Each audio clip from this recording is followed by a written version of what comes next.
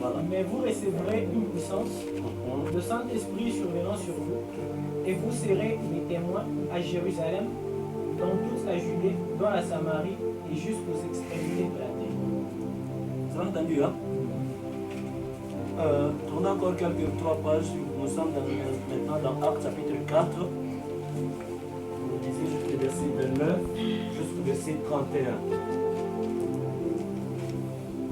Actes 4, 29 à 30. Avec une pleine assurance, en étendant ta main, pour qu'il se fasse des guérisons, des miracles et des prodiges, par les noms de ton saint serviteur Jésus. Quand ils eurent prié, les lieux où ils étaient assemblés trembla. Ils furent tous remplis du Saint-Esprit et ils annonçaient la parole de Dieu avec assurance. Quand ils eurent prié, les lieux où ils étaient assemblés trembla. Ils furent tous remplis du Saint-Esprit et ils annonçaient la parole de Dieu avec assurance. Bien-aimés, je crois que vous vous rappelez du titre qu'on a donné à cette prière de cette nuit. On a dit la nuit de quoi? Vous ne connaissez même pas. La nuit de quoi? La nuit de la Pentecôte. Ça, c'est déjà terrible. Hein? C'est déjà terrible, ça. Juste les titres là. La nuit de la Pentecôte. Déjà, c'est suffisant à entendre seulement ces titres-là. C'est déjà suffisant pour s'attendre à quelque chose de la part de Dieu. Vous vous rappelez ce qui s'était passé le jour de la Pentecôte dans Actes chapitre 2? Ceux qui lisent quand même la Bible, vous connaissez ce qui s'est passé là? Ah, merci. Vous savez, quand on dit, nous ici, nous sommes des pentecôtistes. C'est ça que nous disons. Hein? Parfois, nous ne comprenons pas bien les mots. Je trouve un pentecôtiste. Ah oui, je trouve un pentecôtiste. Ça veut dire quoi en fait? Le jour de la Pentecôte, c'est le jour où le Saint-Esprit est descendu. C'était pratiquement la même chose avec nous.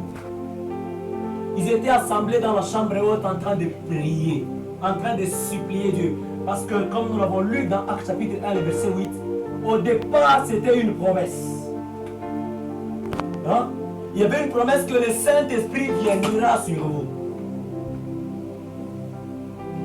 Et vous serez mes témoins à Jérusalem, dans toute la Judée, dans la Samarie, jusqu'aux extrémités de la terre.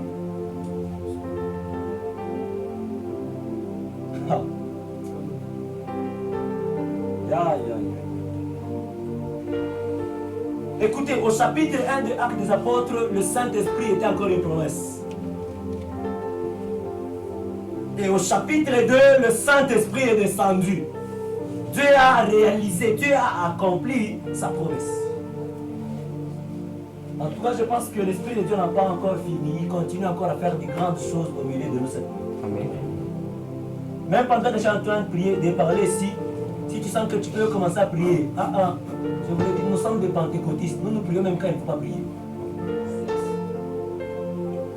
Nous-mêmes, quand le modérateur fait d'abord ça, nous, emportés par l'Esprit de Dieu, nous disons des mystères à Dieu.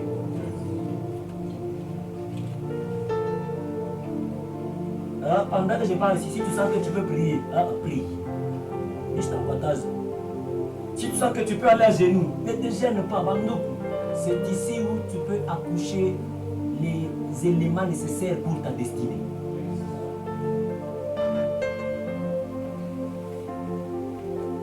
Tu es là, mais tu ne sais même pas ce qui t'attend demain. Mais ce que j'aime avec la prière, c'est qu'elle balise les chemins. Alors, je disais, le Saint-Esprit dans Actes chapitre 1, c'est une promesse. Actes chapitre 2, le Saint-Esprit est descendu. Mais la promesse avait signifié un détail très important. C'est que vous recevrez une puissance, le Saint-Esprit surviendra sur vous, et vous serez mes témoins. Premièrement, à Jérusalem, et deux, dans toute la Judée, dans la Samarie et jusqu'aux extrémités de la terre. C'est comme qui dirait, c'était un échelon, une suite d'étapes par lesquelles les disciples devaient passer. Alors qu'ils étaient remplis de l'Esprit de Dieu, dans le chapitre 3, Pierre et Jean, un jour qu'ils se rendaient au temple, alors on a roulé boiteux. Vous connaissez cette histoire dans Actes chapitre 3? Il était en train de leur demander l'eau. Donc,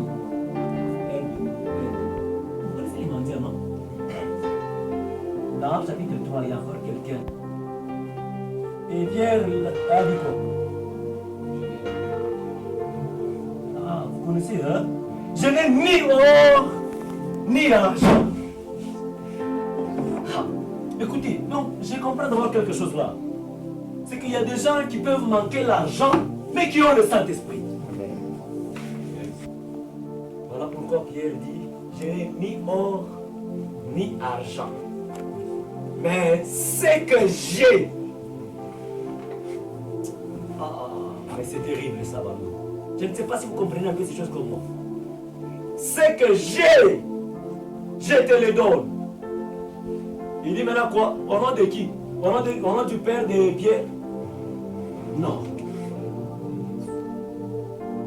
Non. Au nom de Jésus, lève-toi et marche. J'aimerais vous déclarer d'abord ce passage ici, avant d'aller plus avec ma prédication.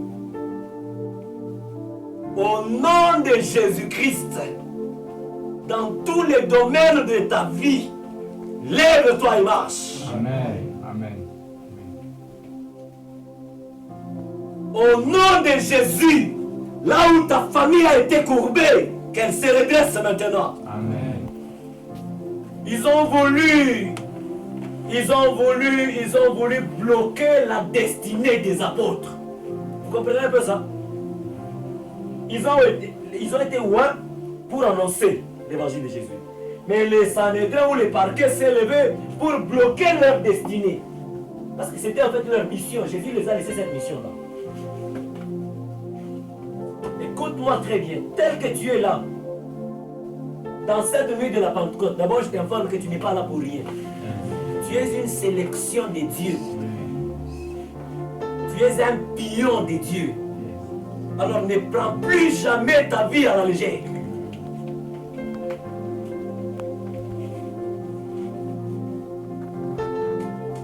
Quel que soit ce que tu pourras traverser, je te rappelle, je t'informe que tu es un choix de Dieu.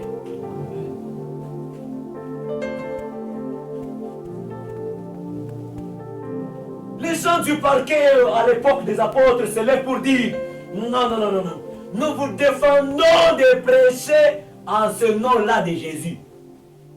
Une façon de bloquer leur destinée. Il est vrai, ils avaient reçu le Saint-Esprit. Mais un groupe de gens quand même, voyez au parquet. Il y a un nombre de gens là, habillés généralement en toge noire, avec tous les pouvoirs de ce monde, ils disent, nous vous défendons. C'est comme ce que nous sommes en train de vivre en ce temps-ci. Interdiction formelle de prier dans les églises. Fini, nous interdisons. Ça paraît comme des blagues, mais il y a des réalités spirituelles derrière tout ça et c'est terrible.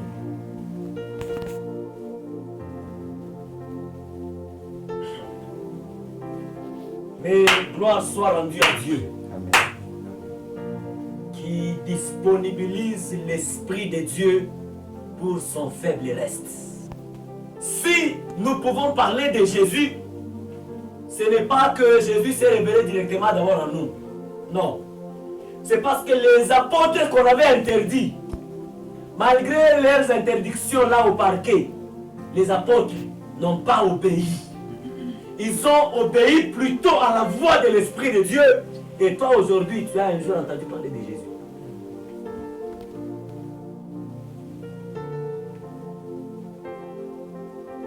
Écoutez quand même. Tu as dit, vous serez mes témoins à Jérusalem, dans toute la Judée, dans la Samarie, jusqu'aux extrémités de la terre. Alors dans toutes ces étapes-là, des gens se lèvent pour arrêter la conquête que les apôtres devaient faire.